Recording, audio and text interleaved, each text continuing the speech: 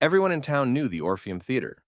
It opened in 1928, back when people wore gloves to the movies and popcorn cost a dime. It survived fires, renovations, and even a stabbing in the balcony back in the 60s. But after 2013, it shut down. No one went near it anymore, not after the final screening. The reopening. In 2023, a film student named Amber Holt convinced the city to let her document the Orpheum for her thesis. She said it was forgotten history. She didn't believe in ghosts, just architecture and the emotional weight of space. They gave her 1 weekend. Just her, a camera, and an access key. Night 1. The screen played by itself.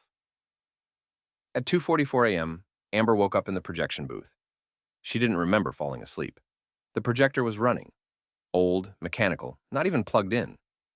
On the screen below, black and white footage flickered to life. A woman, tied to a chair, crying, screaming without sound. She reached for the controls. There was no film loaded.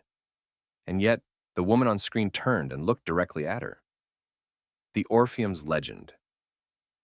Amber found a yellowed newspaper under the ticket booth. August 12th, 1957.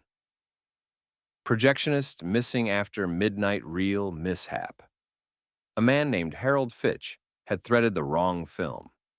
Witnesses said the screen went black, then flashed scenes no one remembered being filmed. Half the audience vomited. A woman clawed out her own eyes, and Harold, never seen again. Except every few years, someone swears they hear his voice whispering from the back row, "Quiet, please. The show's not over." Night 2. The audience returns. Amber heard rustling from the seats. She pointed her flashlight down the aisle. Dozens of figures sat still, silent, pale, wearing vintage clothing, not breathing. The beam flickered, and they were gone. But their impressions remained on the seats, and the air smelled like old perfume and wet rot. The ending. On the final night, Amber filmed herself describing her findings. She talked about electromagnetic fields, stress hallucinations, trauma echoes. She didn't believe in ghosts. Then the screen behind her lit up, without power.